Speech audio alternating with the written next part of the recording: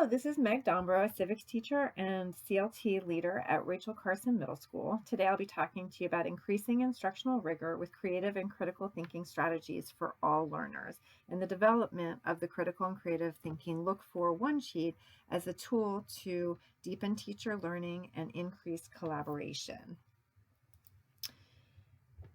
An equity audit of Rachel Carson Middle School revealed large equity gaps in enrollment. You can see from this visual here that Rachel Carson Middle School is a very diverse school, but that diversity is not reflected equitably in the enrollments. White and Asian students are overrepresented in the advanced academic classes, and Black and Hispanic students are underrepresented. So my question this semester was about the equity in instruction and how can we make sure that no matter what class that the students are enrolled in, that they are having access to rigorous and engaging curriculum. This project was also developed to support the Fairfax County Public School initiative of POG-POL. And POG stands for Portrait of a Graduate, where they are looking to increase the skills necessary for success in this changing, diverse world and develop 21st century skills. And then the POL part of that stands for presentations of learning, that in addition to standardized tests and teacher created assessments, that students would have the opportunity to showcase their own learning and demonstrate growth by showing different work samples, showing the different skills and showing their growth in those skills and having a chance to explain that. Rachel Carson Middle School also included the POG-POL initiative in their school improvement plan, requiring that each student create an e-portfolio showcasing their growth in creative and critical thinking skills specifically. Students in our lower level courses, as we call them gen ed classes at Rachel Carson Middle School, did not have the same opportunities to practice CCT skills or engage in student-centered skills-based instruction. Gen ed classes at Rachel Carson Middle School are much more teacher-centered, sage on the stage instruction, whereas the higher level advanced academic and honors classes are more student-centered with exponentially more opportunities to practice skills, including creative and critical thinking skills. So the higher level classes have a lot more rigor built into them. So my aim was to make sure that all of the classes, in particular the gen ed classes, had more rigorous curriculum and opportunities to practice creative and critical thinking.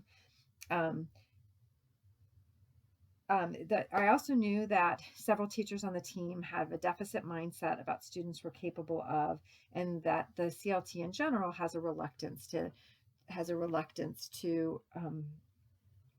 collaborate. There's a strong culture of working in silos in the civics CLT. So my aim is to support teachers in implementing the creative and critical thinking strategies in gen ed classes so that students are exposed to and have the opportunity to practice CCT strategies no matter what class they are enrolled in. This semester, I was able to complete 5 PDSA cycles. In the first one, I was looking for a baseline of our conceptions about creative and critical thinking skills and also the implementation of it. I wanted to know how I was going to measure growth.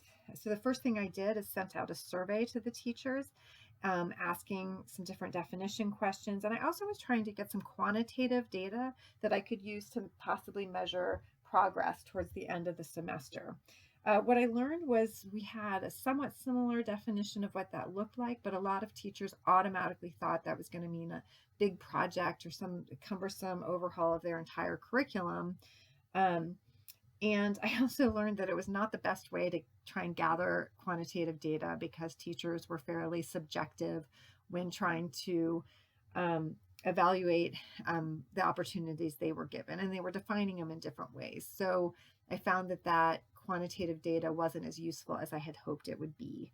But I did take what I had learned and I brought it to different experts within the county and central office, some specialists, teachers within my building and in other school sites. And I was developing in the second PDSA cycle, trying to garner the support of experts. I was specifically looking on guidance on how to deepen teacher learning about implementing those strategies. I was hoping for some advice about finding a good tool or the right tool that would help teachers implement the strategies more efficiently and more effectively, and thus hopefully doing it more often. And I also wanted some guidance about how to build collaboration within my team.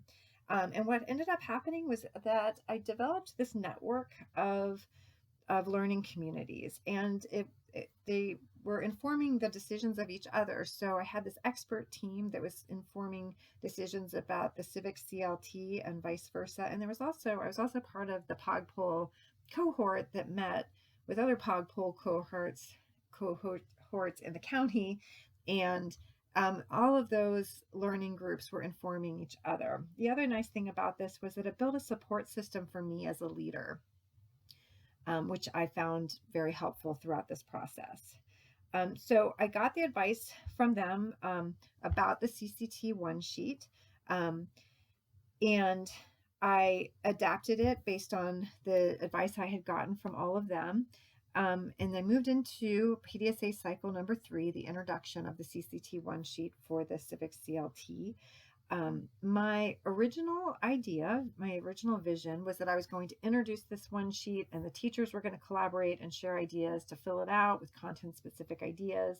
And that then the bulk of my PDSA cycles were going to be the teachers trying it out, making notes on the look for one sheet, evaluating how it was increasing rigor or not increasing rigor, how the students were doing with the increased rigor, if we needed to scaffold or extend those activities, and examining evidence through student work and trying again.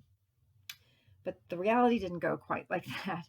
I introduced the CCT one sheet, and there were some things that were successful about it. The one sheet did keep us focused on the topic. It did bring a focus to looking at the rigor in all of the classes, in particular the gen ed classes.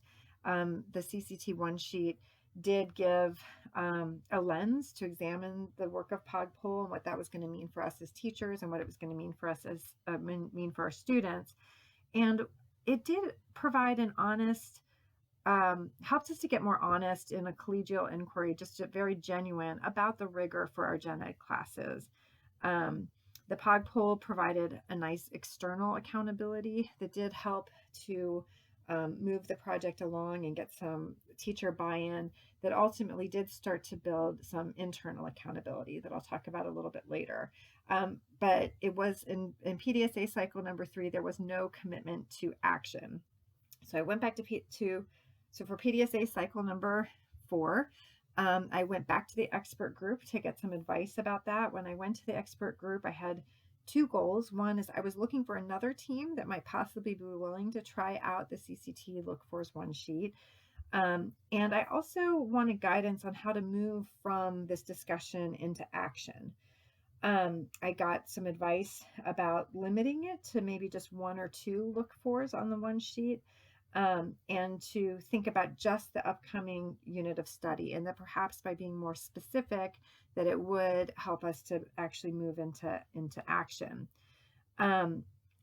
So I put that out there to the Civic CLT. They picked 2 skills that they wanted to focus on, and I brought that to the next meeting and had them think about that in advance. And it really did provide a really rich conversation where we continued to look at the rigor in our classes, and we continued to talk about what some of the stumbling blocks were to providing the same opportunities in our general education classes. But it was continuing to not move to action. And I was getting pretty discouraged about that. And shortly after the PDSA cycle number 4, though, somebody I would have considered one of the more reluctant team members came to me with an idea about including the strategies from the book Making Thinking Visible. And I was ecstatic. I thought that was such a good it was such good evidence that though this was going slowly and wasn't moving as fast as I had hoped, that I was building collaboration and some internal accountability, that the teachers on my team were thinking about this and they were looking for ways to make it happen. So I was considered that evidence that this that things were moving along, that progress was being made. My assistant principal was also really excited. He bought copies of the book for everyone in the CT. And the plan with that team member was that at the next meeting, she was going to actually even introduce the book to the CT.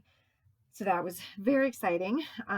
For PDSA cycle number 5, I went back to the expert group and I was looking for guidance about kind of how to move forward with that idea, with using that book, and still looking for another team to collaborate with. But at that point, a CLT leader from another school agreed to introduce it to his CLT, and he suggested using it for my own lesson planning, and he was going to use it in his lesson planning. We were going to compare notes on that. So that was an exciting success also, although then schools closed and things weren't able to move forward much from there. So for the results, I did think that there were a lot of positive results with using the CCT Look For One sheet. As I said, it built some true, honest collegial inquiry in my team as we looked at student rigor in all the different classes. There was evidence in meetings and discussions that teachers were learning more about incorporating the CCT strategies and building rigor at all levels. The fact that one of my colleagues came to me with her own idea, I think, was also evidence that it was building internal accountability and that teachers were really considering this as something important. My next steps would be to incorporate those strategies from the Making Thinking Visible and using it in my own lesson planning, bringing that back to the CLT to have us fill in some more with content-specific instructional practices.